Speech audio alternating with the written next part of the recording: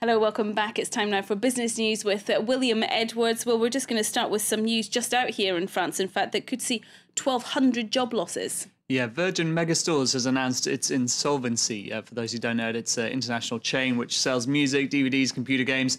Of course, this was present in countries across the world, including the UK, the US, Canada. Many of those stores have closed down. Now it looks like the ones in France may be going the same way. There are 27 stores throughout the country. They've got some of the best real estate, certainly in Paris, on the Champs-Élysées and in the Louvre. As you say, 1,200 people work there. It's unclear as yet whether all of those will be losing their jobs. Maybe there's still a possibility of some sort of restructuring of the debt, which is thought to be around 22 million euros that they've racked up. But ultimately, it's sort of the similar sort of thing that we've been seeing throughout the world. As I say, not just with Virgin Megastores, but similar sort of concepts of stores closing down everywhere, physical media, buying CDs and DVDs in a box, just isn't really the future anymore. All right, well, let's move on and see how the European markets are doing this morning. Things are opening down at the moment across Europe. Let's take a look. It follows concerns on the US markets yesterday that the Federal Reserve might end quantitative easing, that stimulus program, earlier than expected by the end of 2013. So the European markets following on from the US. Let's take a look at Asia, though. There were a couple of markets bucking the trend, but the reason for that is that the Nikkei and the Shanghai Composite, both of them had 2 extra days of holiday at the start of the week after New Year, when all the rest of the markets were making gains. They're just catching up with that. Okay, now one of the biggest technology stocks, meanwhile, has had a bit of a close call with regulators recently. Yes, it's had a 19-month investigation, in fact, by the Federal Trade Commission into Google. They've got away without legal action, though. Competitors have said it unfairly promoted its own products and services in its search results.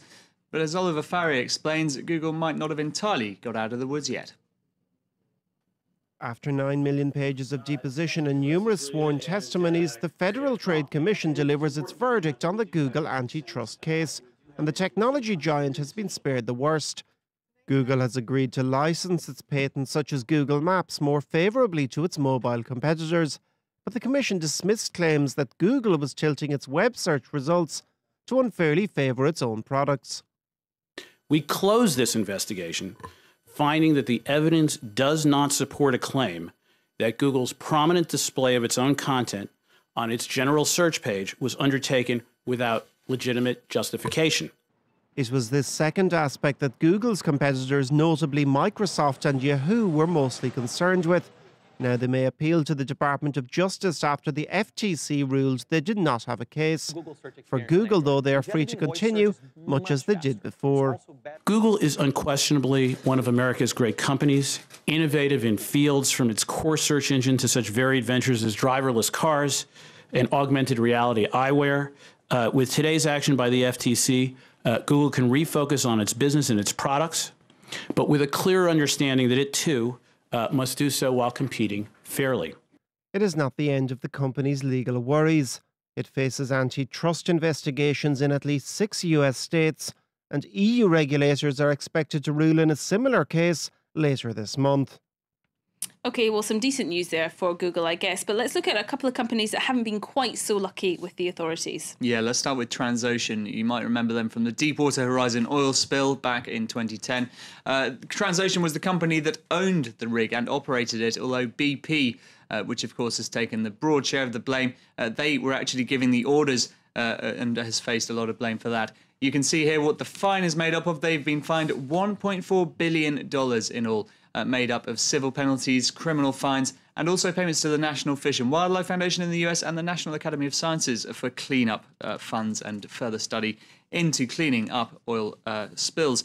BP, their liability could be up to $20 billion altogether, and Transocean isn't out of the woods either. There are further legal challenges on the way. All right, and meanwhile, Switzerland's oldest private bank has been laid low by its part in a tax evasion scheme. Yes, in fact, it's going to be closing its doors for good. Wegelin and Company has been in business since 1741, and now it says it is going to close after pleading guilty to helping more than 100 US citizens hide more than $1.2 billion from the IRS in the United States over 10 years. It's also paying a $57.8 million fine on top of all that. So it's unclear as yet whether they're going to be handing over the names of those who they helped to hide their money from the taxman. But a similar deal with UBS, well, a deal with UBS in 2009, did see the US authorities take a big list of names. All right, we'll wait and see what happens with that one then. Next up, why the Vatican is facing a crisis of faith with its banking system. Yeah, you can't currently use credit cards or any sort of electronic payment in the walls of the Vatican. Obviously quite an issue for tourists. You can see some of them here, and of course the queues that go around the block to go into the Sistine Chapel and the Vatican museums.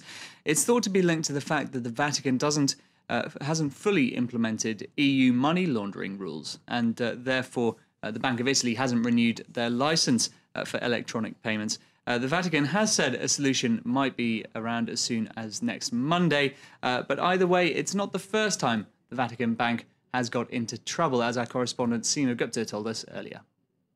To put it into context, the Vatican Bank, also known as the Institute for Religious Works, that's its official name, has been implicated in the past in money laundering scandals. And just 2 years ago, in 2010, you had the head of the Vatican Bank being put under investigation on a money laundering inquiry. And also in the context of those VatiLeaks scandal, those memos that were leaked to the media last year, some of them talked about differences within the Vatican as to how to deal with the issue of transparency. And if we look at what the EU has done so far, the EU body that actually vets banks has said that the Vatican has fallen short in 7 out of 16 assessment areas in terms of transparency issues. And some of these areas include things like how suspicious payments are reported, and whether the Vatican police is actually equipped enough to deal with the issue of financial crimes.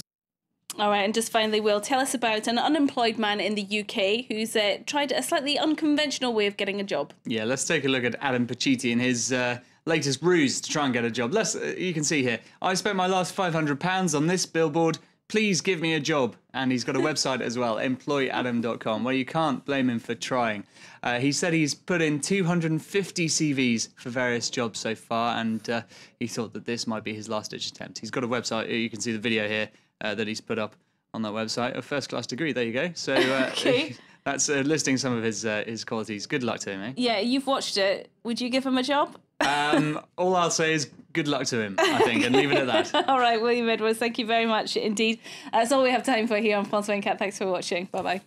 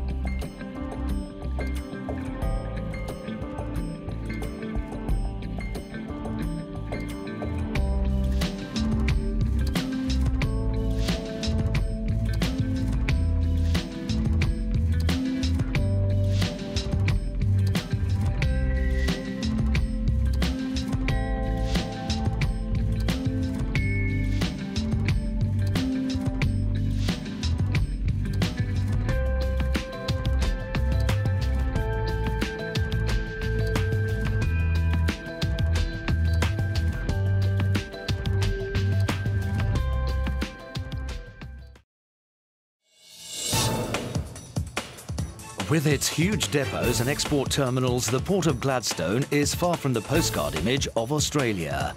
Perfectly positioned with regards Asia, Australia aims to become the world's biggest exporter of coal. But at what price? It's a development that could threaten the future of the Great Barrier Reef.